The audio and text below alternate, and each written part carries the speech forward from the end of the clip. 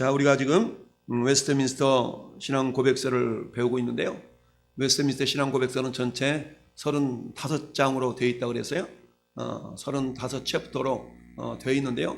각 챕터마다 절절히 이루어져 있는데, 우리가 1장은 하나님에 대해서, 2장은 우리가 1장은 성경에 대해서, 2장은 삼위일체에 대해서 배웠고요.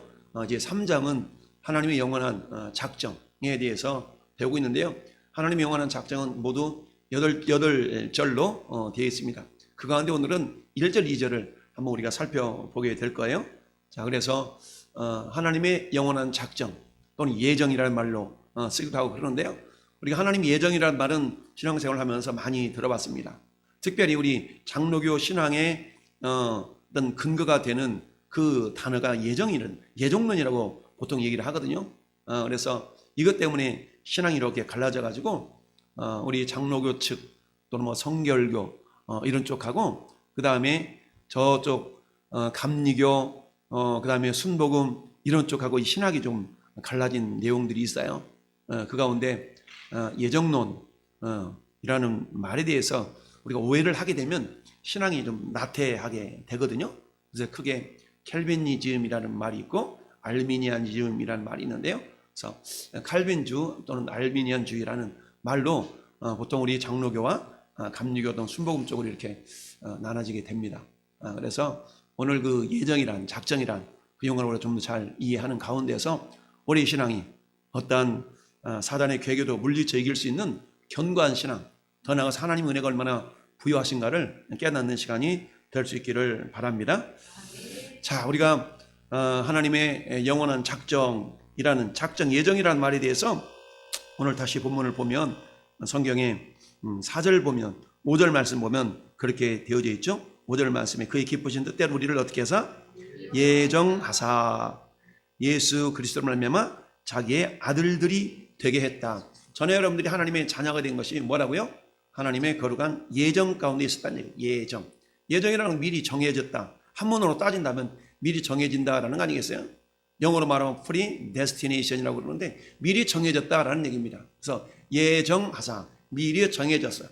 그러면 여기에 대한 우리 또 반론을 제기하죠. 그럼 정해지지 않는 사람이 있냐? 거기에 대해서 우리가 알 수 없어요. 정해지지 않는 사람, 우리는 결과론적으로 그저 따질 뿐이죠. 전에 여러분들이 우리가 예수 그리스도를 나의 구주로 영접하고 하나님의 자녀가 되었잖아요.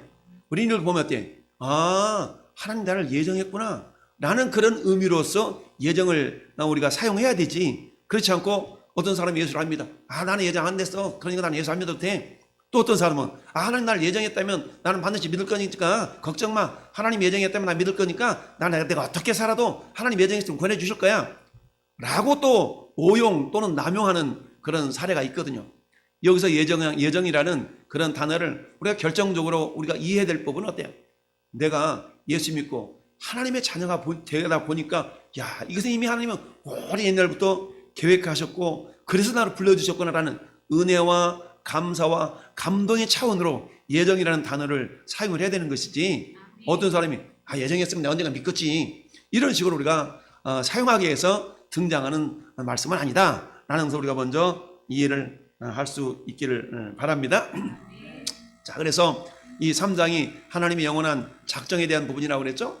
영원한 작정인데 여기는 모두 8절로 되어 있다고 해서 1절을 한번 보면, 자, 우리 같이 한번 읽어봅시다. 하나님의 영원한 작정이 첫 번째, 하나님께서는 일어날 모든 일들을 영원부터 지극히 지혜롭고 거룩하신 뜻에 의하여 자유롭고 불변하게 정하셨다. 여기만 살펴보면 하나님께서는 일어날 모든 일들을 영원 전부터 지극히 지혜롭고 거룩하신 뜻에 의하여 자유롭고 불변하게 정하셨다. 그러니까 하나님의 어떤 선하신 계획이 있다는 얘기입니다.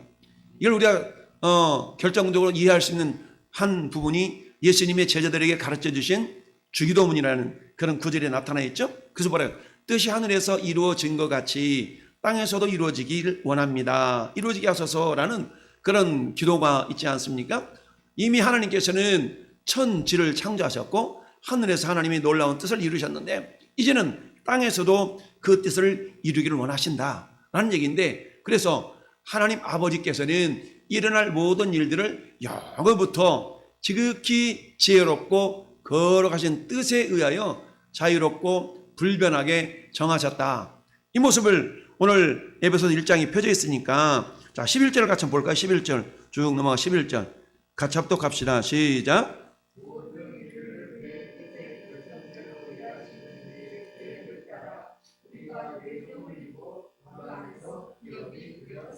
아멘. 예정을 입어 모든 일을 그의 뜻의 결정대로 일하시는 이의 계획을 따라 우리가 예정을 입어.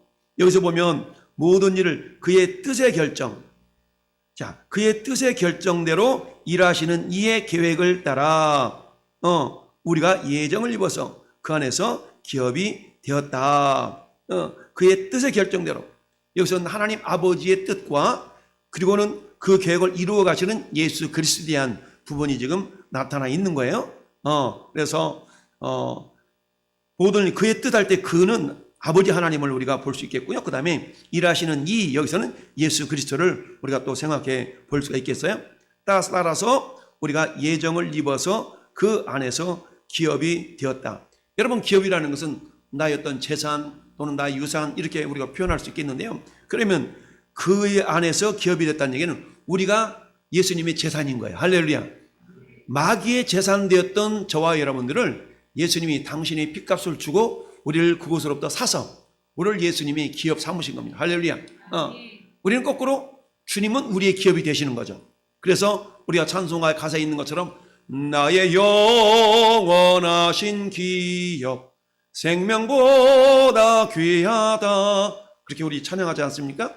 그러니까 예수님은 우리의 기업이시지만 거꾸로 예수님께는 우리가 당신의 기업이 되시는 거예요. 할렐루야. 근데 기업이 된다는 얘기는 자기 소유가 된다는 얘기인데 원래는 우리가 어때요? 마귀에게 다 팔아 넘어간 그런 존재들이 되었습니다. 에덴 동산에서 아담과 하와이에서 정말 하나님 말씀에 불순종함으로 말미암아 죄가 들어오지 않습니까? 그 죄 때문에 우리는 어때요? 이미 마귀에게 팔아 넘기운 자가 되었던 거죠.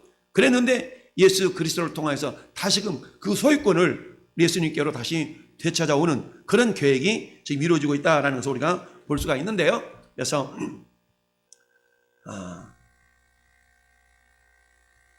자 여기 보면 에베소 1장 11절 읽어봤죠? 자 로마서 11장 33절도 한번 읽어볼까요? 깊도다 하나님의 지혜와 지식의 풍성함이여 그의 판단은 헤아리지 못할 것이며 그의 길은 찾지 못할 것이로다. 아멘. 자, 저 뒤에 가서 이제 질문으로 나오게 되는데 우리가 하나님의 지혜를 우리가 감당할 수가 없죠. 왜? 하나님의 지혜는 너무 크시기 때문에 너무 크신 하나님의 지혜를 지극히 작은 인간의 지혜로 그 하나님 지혜를 뭐 할 수 없어요? 판단할 수 없다는 얘기입니다. 그걸 헤아릴 수 없다는 얘기죠. 너무 크시기 때문에 우리 찬송가에 그 크신 하나님의 사랑 말로 다 표현할 수 없고 하늘을 두루마리 삼고 바다를 먹물 삼아도 그 크신 하나님의 사랑 다 기록할 수 없다고 얘기했잖아요. 뿐만 아니라 사도 요한에서 요한복음 21장 마지막 절에 뭐라고 얘기했습니까? 주님이 하신 일이 너무 많은데 그런데 그걸 다 쓰려고 그러면 부족하다. 그래서 성경에 꼭 필요한 내용만 있다고 얘기하죠. 자, 요한복음 21장 한번 볼까요? 요한복음 21장 요한복음 21장 자 마지막 절 보면 25절이죠. 요한복음 21장 마지막 절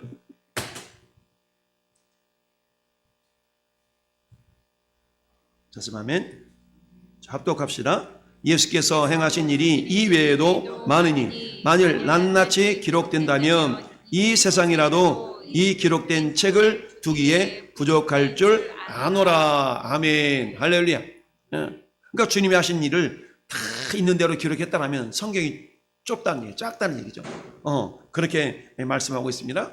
그래서 주님의 지혜로움이 너무 크시기 때문에 인간의 지혜로 판단할 수 없고 헤아릴 수가 없다라고 말씀하고 있습니다.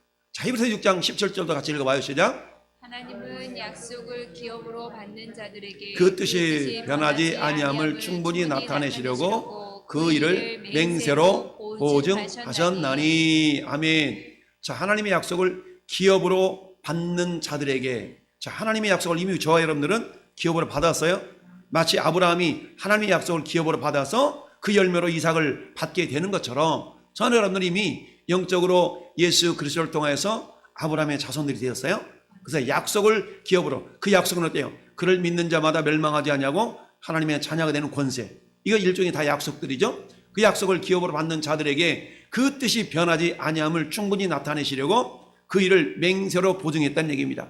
만약에 하나님의 약속이 이럴 때는 가하고 저럴 때는 가하지 않고 이렇게 왔다리 갔다리 하면서 변덕스럽다면 그것은 어때요? 하나님의 약속이라 할 수 없다는 얘기입니다. 여러분, 인간의 약속은 어때요? 능력이 부족해서도 또는 그것을 잊어버려서도 그 약속을 이룰 수 없지만, 그러나 하나님은 인간이 아니시기 때문에 반드시 하신 약속을 반드시 이루신다라고 성경에 말씀하고 있는데, 더군다나 하나님이 어떻게 말씀하신다고요? 그것을 맹세하신다는 얘기입니다. 여러분, 맹세라는 건 뭡니까? 맹세라는 건 내가 누구인가 맹세한다면, 내가 우리 아버지 이름으로 맹세하는데 우리 아버지가 이렇게 한다고 그랬어? 라고 어린 자녀들이 자기보다 더 크신 아버지 명예를 걸고 보통 맹세하잖아요. 근데 하나님보다 크신 이가 있어요, 없어요? 없어요. 하나님보다 크신 이가 없기 때문에 내가 진실로 너희에게 말하노니, 너희에게 명하노니, 이렇게 우리 하나님께서 당신의 이름을 스스로 이름을 걸고 맹세하시는 것을 보는데, 그렇게 얘기하죠. 여호와의 사심을 두고 말하노니, 여호와의 사심을 두고 말하노니. 그러니까 하나님의 살아계신 것을 두고 맹세하신다는 얘기입니다. 그러니까 하나님 맹세는 하나님보다 크신 분이었기 때문에 당신의 명예를 걸고 맹세하신다는 얘기인데, 그게 뭐예요? 하나님의 약속은 이처럼 당신의 이름의 명예를 걸고 약속하셨다. 그러니까 그 약속은 절대로 변하지 않는다라는 얘기입니다. 자, 로마서 9장 15절 다 같이 읽어봅시다. 시작. 모세에게 이르시되 내가 긍휼히 여길 자를 긍휼히 여기고 불쌍히 여길 자를 불쌍히 여기리라 하셨으니. 아멘. 긍휼히 여길 자는 긍휼히 여긴다. 불쌍히 여길 자는 불쌍히 여긴다. 이 말은 그럼 긍휼히 여길 자가 따로 정해져 있고 불쌍히 여길 자가 따로 정해져 있냐? 이런 개념이 아니에요. 하나님은 불쌍히 여길 사람이 있다면 반드시 불쌍히 여기신다는 얘기입니다. 정해졌다는 얘기가 아니라 불쌍히 여김을 받을 만한 사람에게는 반드시 긍휼히 여기시고 불쌍히 여기신다라는 얘기죠. 이게 뭐야? 하나님의 사랑과 공의의 법칙이죠. 하나님은 어때요? 반드시 생명 주실 자에게는 생명을 주시고 사망을 역사하실 자에게는 반드시 사망을 역사하시는 것이 하나님의 공의라고 그랬죠. 자, 로마서 9장 18절도 읽어보면 시작. 그런즉 하나님께서 하시고자 하시는 자를 긍휼히 여기시고 하고자 하시는 자를 완악하게 하시느니라. 아멘. 하나님은 이렇게 하려고 했는데 능력이 부족해서 못하는 수가 없다는 얘기입니다. 이렇게 하시려고 했다면 반드시 그렇게 행하신다라는 그런 의미를 우리가 이해해 볼 수가 있는데요. 자, 우리가 그래서 첫 번째 소절을 읽어봤고요. 두 번째 소절 그러나를 읽어봅시다. 시작. 그러나 하나님은 죄의 조성자가 아니시다. 아멘. 우리가 흔히 신앙생활을 막 시작할 때 가장 궁금증이 있었던 것은 이런 거죠. 왜 하나님이 선악과를 만들었냐? 선악과를 안 만들었으면 안 따먹었을 거 아니겠냐? 그러면 죄를 짓지도 않았을 텐데 하나님이 선악과를 만들어 놨기 때문에 그걸 따먹고 죄를 졌다. 그러니까 하나님은 죄를 짓도록 하는 조성자가 아니냐라고 이야기하는 경우가 많죠. 그런데 그렇지 않다라는 얘기입니다. 이것을 우리가 어떻게 할 수 있냐? 야고보서 1장 13절 17절, 요한일서 1장 5절을 통해서 확인해 볼 수가 있는데요. 자, 그래서 이 말씀이 빠져버렸구나. 없네. 자, 그래서 사람이 시험에 드는 것은 욕심에 이끌려 시험을 받은 것이다 라고 말씀하고 있습니다. 하나님은 그 누구도 시험하지 않으신다. 사람이 시험당한 것은 욕심에 이끌려 시험당한 것인데, 그래서 욕심이 잉태한 즉 죄를 낳고 죄가 장성하여 사망에 이른다 라고 이야기를 하고 있습니다. 자, 세 번째 소절이 있습니다. 피조물들을 의지를 침해하시는 이도 아니시다. 또한 제2 원인자의 자유나 우연성을 제거하지 않고 오히려 세우신다. 아멘. 제2 원인자라는 것이 뭐냐면 인간의 자유의지나 생각 이런 걸 말하는 거예요. 자, 이 부분을 한번 이게 넘어가 버렸구나. 자, 두 번째는 하나님의 작정 두 번째인데, 자, 읽어보겠습니다. 시작. 하나님께서는 모든 예상되는 형편에서 일어나겠거나 일어날 수 있는 바를 아시지만, 계속 읽어봐요. 장래를 내다보시거나 그런 형편에서 일어날 것이라는 것을 미리 보셨기 때문에 그것을 작정하시지는 않으신다. 아멘. 자, 앞으로 이렇게 일어날 것이니까 내가 이렇게 작정해야지, 그렇지는 않는다는 얘기입니다. 이것은 한마디로 말하면 인간 편에 본다 그러면 인간의 자유의지를 하나님께서는 허락하시는 가운데 나타난다는 얘기죠. 여러분, 우리 자유의지라는 건 뭡니까? 오늘 예배당에 오는데 어떤 사람 A라는 길을 통해서 올 수 있겠고 어떤 사람 B라는 길을 통해서 올 수 있다는 얘기입니다. 근데 하나님께서는 반드시 A라는 사람이 A라는 길로만 와야 되도록 예정하시지는 않는다는 얘기죠. 이 사람이 예배당에 오는 것은 이 길로 저 길로 저쪽 길로도 올 수 있도록 하나님이 자유의지를 허락해 주셨는데 그것까지 정하시는 하나님은 아니시다라는 것을 말씀하고 있는 거예요.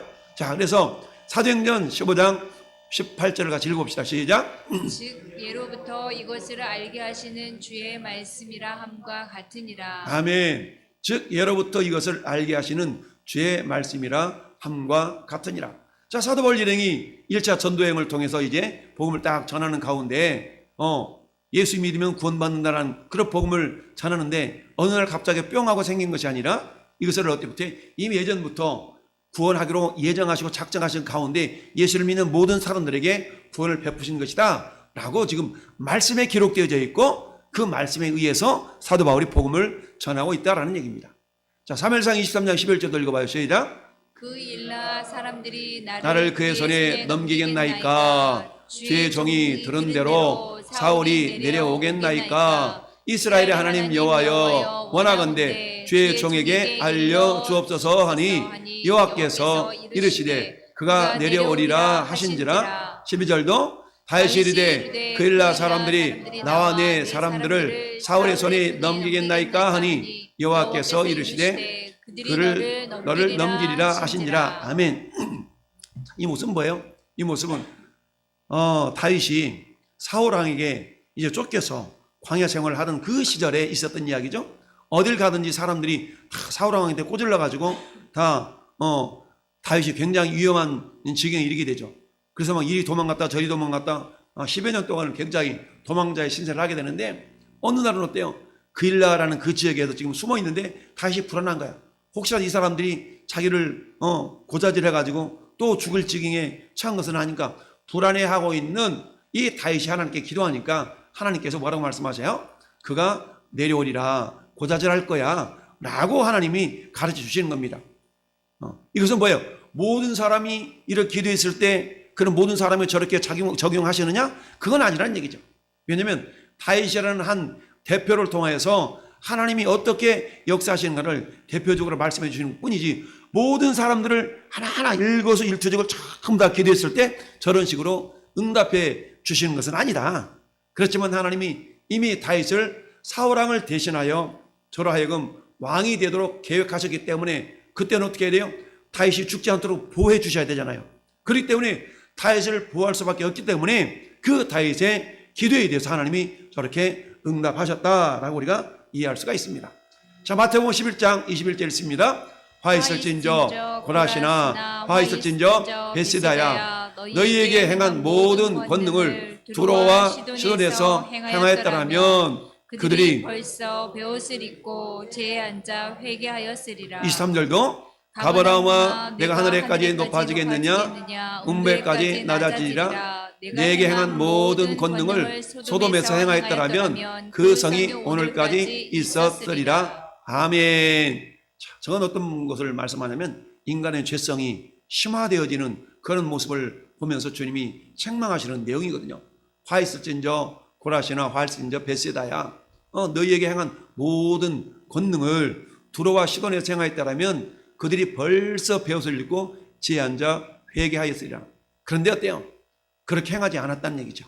그러니까 고라시나 화 있을진저 베세다야 너희 행한 모든 권능을 지금 두로와 시돈에서 너희를 내가 배려해서 너희에게 행한 모든 것들이 있는데 그것을 요 두로와 시돈에서 너희들에게 행했던 만큼 행했더라면 두로와 시돈 사람들은 이미 회개했을 거야. 근데 두로와 시돈은 이방 지역이거든요. 그 이방 지역에 행했다면 그들은 회개가 돌아왔을 거야. 하물며 너희들은 어때? 그보다 더 내가 자세하게 더 너희에게 베풀었음에도 불구하고 너희가 회개하지 않고 있는 것은 이상한 일이다 라고 주님이 책망의 메시지를 하고 있는 거죠. 뿐만 아니라 가버나움아 내가 하늘에까지 높아지겠느냐 음배까지 낮아지리라. 내가 행한 모든 권능을 소돔에서 행하였다라면 그 성이 오늘까지 있었으리라. 무슨 말입니까? 이 가버나움은 예수님의 고향 자란 고향이 나사렛 아니겠습니까? 이 나사렛 인근에 있었던 동네가 가버나움 아니겠어요? 그러니까 가버나움에서 주님이 많은 이적을 행했고 많은 능력을 베풀었지만 이런 이적과 능력을 저 소돔과 고모라 땅에서 하나님께서 행하셨다라면 그들이 회개하고 돌아왔을 거란 얘기입니다. 그런데 그렇지 아니하고 이처럼 능력을 행함에도 불구하고 가버나움 사람들이 죄 가운데 빠져 있는 안타까운 모습을 보시고 책망하시는 그런 말씀이다 라는 얘기입니다. 그러니까 이 가버나움이나 그 다음에 고라시나 베세다가 너희가 멸망받기로 예정되었기 때문에 멸망당하는 건 아니라는 거예요. 그들이 위해서 죄 때문에 그들이 멸망당할 어쩌면 건덕지를 그들 스스로가 지금 마련해 놓고 있다라고 지금 주님 말씀하고 있는 거야. 로마서 9장 11절도 볼까요? 시작. 그 자식들이 아직 나지도 아니하고 무슨 선이나 악을 행하지 아니한 때에 택하심을 따라 되는 하나님의 뜻이 행위로 말미암지 않고 오직 부르신 이로 말미암아 서게 하려 하사. 아멘. 자, 지금 이스라엘 백성들에 대한 이야기거든요. 지금 유대인들을 이방인들은 이미 구원을 받았어. 이방인들은 예수를 믿고 구원을 받았는데 정작 유대인들이 예수를 믿고 구원을 받아야 되는데 그렇지 않고 있다는 얘기입니다. 이 모습에 대해서 사도 바울이 이 로마서를 기록하면서 얘기하고 있는데 자, 이부터 13절도 한번 읽어보면 시작. 기록된 바 내가 야곱은 사랑하고 에서는 미워했다 하심과 같으니라. 그런즉 원하는 자로 말미암도 아니요 다른 박질한 자로 말미암도 아니요 오직 긍휼히 여기시는 하나님으로 말미암음이니라. 그런즉 하나님께서 하시고자 하시는 자를 긍휼히 여기시고 하고자 하시는 자를 완악하게 하시느니라. 아멘. 유대인들도 이렇게 복음을 전했다면 그들이 응당 예수 믿고 하나님의 자녀가 되었어야 되는데 그들이 그렇지 않는 모습을 바라보면서 주님이 안타까워하시는 그런 마음으로 지금 이렇게 표현하고 있는 겁니다. 그래서 오늘날도 마찬가지죠. 뭐 하나님이 예정되어 있다면 믿겠지, 이게 아니라 설령 예정한다 할지라도 그들의 마음이 완악하다면 어때요? 완악한 대로 그냥 버려둔다는 얘기죠. 완악한 대로. 그렇지만은 이방인이라고 해서 나는 구원받지 못할 종족이야, 아니, 그게 아니라 그런 가운데 회개하고 예수를 믿으면 그 사람은 구원받는다는 얘기예요. 이게 하나님의 어떤 예정과 은혜, 작정 가운데 들어있는 하나님의 뜻인데 그렇다면 우리 하나님의 작정이라는 말이 있는데 하나님의 작정, 디바인 디그리라는 그런 말인데 하나님의 작정은 뭐냐? 하나님께서 장차 일어날 모든 일들을 미리 정하시는 그의 영원하신 계획 또는 목적을 말합니다. 특별히 구원에 관계되는 좁은 의미의 작정을 예정이라고 부른다. 즉 예정이란 하나님의 도덕적 피조물에 대한 그의 목적, 즉 선택과 유기, 구원과 멸망을 뜻합니다. 아멘. 자, 이 작정이라는 말과 예정이라는 말이 있는데 이 작정이 더 커다란 테두리라 그러면 그 커다란 테두리 가운데 좁은 테두리가 있는데 여기 뭐라? 예정이라는 얘기입니다. 그러니까 하나님의 원대한 계획이 있어요. 하나님 원대한 뜻이 있어. 그런데 그 원대한 뜻이 있는데 그 원대한 뜻 가운데 특별히 우리 피조물들을 하나님이 구원하신, 사람을 구원하신 그런 계획이 있다는 얘기죠. 그 계획인데 그 계획을 예정이라고 굳이 구분한다라는 얘기입니다. 그래서 어떤 사람은 선택받고 어떤 사람은 버림을 당하고 어떤 사람은 구원을 받고 어떤 사람은 멸망을 받는데 그러면 구원받을 사람이 따로 정해져 있고 멸망받을 사람이 따로 정해져 있냐? 그렇지 않다는 얘기입니다. 그렇지 않고 우리가 결과론적으로 서두에서 말씀드렸던 것처럼 결과론적으로 보니까 내가 예수 믿고 내가 이처럼 세상에서 그 말로 내 마음대로 살다가 어느 날 하나님의 은혜로 회개하고 내가 예수 믿고 하나님 자녀가 됐네? 야, 돌아보니까 야, 이건 내 능력이 아니야. 이건 절대적으로 하나님이 은혜이지 이건 내 능력이 아니야. 나같이 내가 어떻게 내가 예수를 믿어? 아니야, 이건 내 능력이 아니고 하나님의 전적인 은혜야. 하나님이 계획하지 않았다면 나는 이렇게 예수 믿을 수 없어 라고 사후에 우리가 깨닫는 그런 차원에서 예정인 것이지, 어떤 사람은 구원받기로 되어 있고 어떤 사람은 구원받지 않기로 되어 있다면 우리가 굳이 왜 전도가 필요하겠습니까? 그렇지 않다는 얘기입니다. 그래서 예정의 의미가 저렇게 우리가 이해를 해야 된다. 자, 첫 번째 요지는 시작. 하나님께서는 영원 전부터 장차 일어날 모든 일들을 미리 작정하셨다. 그렇지만 하나님은 죄의 조성자가 아니시며 인간의 자유의지를 침해하시지도 않으신다. 인간의 자유의지를 침해한다는 얘기 뭡니까? 우리 인간을 로봇처럼 대우하신다는 얘기예요. 근데 하나님 우리를 로봇처럼 대우하지 아니하시고 자유의지를 존중한다는 얘기는 우리를 인격자로 대우하신다는 얘기입니다. 할렐루야. 왜요? 하나님 자체가 인격자이시기 때문에 우리를 하나님 닮은 사람으로 하나님의 형상으로 빚으셨잖아요. 하나님의 형상으로 빚으셨다는 얘기는 우리에게 자유의지인 인격을 우리 하나님께 주셨다는 얘기입니다. 세 번째 읽어봅니다. 하나님이 예정에는 그의 예지의 근거를 둔 것이 결코 아니다. 아멘. 미리 하나님 알고 이놈은 요 길로 가면 죄를 지을 것 같아. 그럼에도 불구하고 그러니까 내가 이렇게 예정해야지. 그런 건 아니라는 거예요. 그런 건 아니라는 얘기입니다. 자, 그러면 우리 한번 질문 한번 던져봅시다. 시작. 그리스도인은 언제부터 하나님이 택하신 바가 되었을까요? 자, 언제부터 하나님 그러면 우리 그리스도인들을 선택하셨을까? 택했다. 내가 저 녀석을 구원해야지 라고 택했다. 이것은 어떤 의미가 있냐면 결과론적으로 보니까 우리 하나님이 창세 전부터 에베소서 1장 4절 읽어봤던 말씀, 창세 전에 그리스도 안에서 우리를 택하사 우리로 사랑 안에서 그 앞에 거룩하고 흠이 없게 하시려고 어때? 기쁘신 뜻대로 우리를 예정하사 예수 그리스도로 말미암아 자기의 아들들이 되게 하셨으니. 아멘. 여러분, 우리 하나님의 구원의 계획은 이미 창세 전부터 있었다는 얘기입니다. 그러니까 창세 전부터 있었다는 얘기는 뭐겠습니까? 에덴 동산의 필요성도 하나님이 이미 다 알고 계셨다는 얘기입니다. 그럼 알았으면 막아야 되지. 아니, 우리 하나님은 사람을 지으실 때 인격 있는 자로 지었기 때문에 굳이 그것조차도 막으시지 아니하시고 그것을 허락하셨다는 얘기예요. 할렐루야. 그래서 창세 전에 우리들을 택하사 그의 기쁘신 뜻대로 우리를 예정했습니다. 할렐루야. 그럼 우리가 어때? 그 주님의 기쁘신 뜻을 깨닫고 주님의 부르심에 겸손하게 순종할 때 우리가 하나님의 자녀가 되는 것이 우리는 예정을 입은 자다라고 사후에 그도 우리가 확인해 볼 수가 있다라는 얘기입니다. 할렐루야. 창세 전부터 하나님의 계획하심이 있었다는 얘기고, 자, 세 번째 같이 읽어봅니다. 하나님께서는 그 약속을 맹세로 보증하시는 그 근본 목적이 무엇인가요? 할렐루야. 자, 우리 하나님이 히브리서 6장 16절에 그런 말씀이 있어요. 내가 반드시 너희에게 복주고 복주며 이런 말씀이 있죠. 내가 늘 반드시라는 말 하나님 맹세하신 거예요.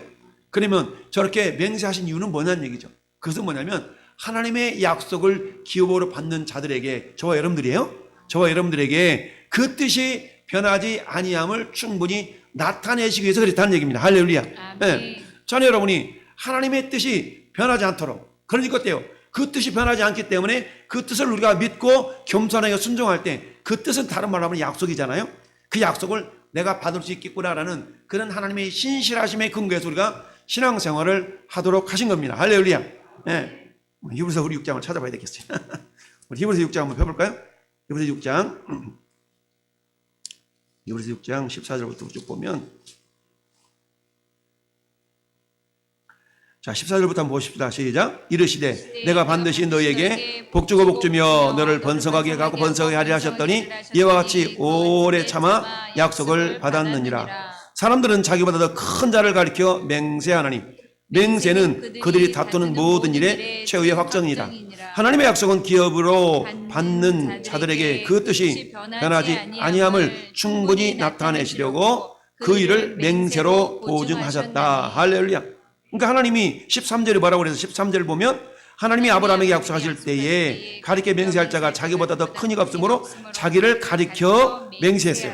할렐루야. 내가 반드시 너에게 복주고 복주며 번성하게 하고 번성하리라. 반드시 여호와의 사심을 두고 맹세하노니 라고 하시면서 당신의 이름을 걸고 맹세했다는 얘기입니다. 이처럼 하나님께서 그 약속을 맹세로 보증하신 까닭은 뭐다? 그 약속이 변하지 않는다라는 것을 우리에게 충분히 나타나시기 위해서 하나님도 맹세하신다는 얘기입니다. 할렐루야. 네. 여러분, 우리가 요한복음 보면 25번 이상을 주님이 어떤 말씀을 쓰셨냐면 진실로 진실로라는 말씀을 쓰셨어요. 이처럼 요한복음에만 예수님이 진실로 진실로 너희에게 이르노니 라는 말씀하셨거든요. 이것은 뭐냐면 원어를 보면 진실로 진실로라는 말이 아멘, 아멘이라고 그랬죠. 자, 우리 아멘이라는 것은 두 가지 차원이 있다고 그랬어요. 인간이 아멘 했을 때는 하나님의 약속에 대해서 주님 맞아요. 하나님의 약속은 변하지 않음을 내가 인정해요. 받아들여요. 저기 17절에 있는 말씀처럼 그것을 우리가 아멘이라고 하는 거죠. 그래서 내가 아멘 했을 때는 맞습니다. 하나님 당신의 약속은 변함이 없어요. 그 약속을 이루시는 분인 줄 믿어요. 라는 것이 인간 편에서 아멘이에요. 하나님 편에서도 아멘이 있다고 그랬어요.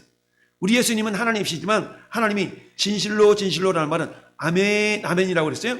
그러면 하나님 편에서는 하나님의 의지와 작정이 담겨져 있는 거야. 내가 반드시 이렇게 하겠다라는 하나님의 의지, 하나님의 작정이 담겨져 있는 말씀이 하나님께서 아멘 아멘이라는 말로 표현하셨다. 그래서 예수님이 요한복음에 보면 25번 이상을 진실로 진실로 너에게 이르노니 라는 말씀을 하신 것을 우리가 보게 되는데요. 그 진실로 진실로란 말은 아멘 아멘이다 라는 것을 우리가 이해해 볼 수가 있습니다. 할렐루야.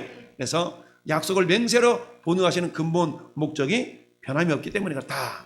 자, 하나님은 왜 죄의 조성자가 아닌가요? 하나님의 에덴 동산에 선악과를 안 만들어놨으면 죄를 짓지 않았을 거 아니냐. 에덴 동산 선악과를 만들어놨으니까 우리가 그거 따먹고 죄 졌으니까 하나님이 죄의 조성자 아니냐?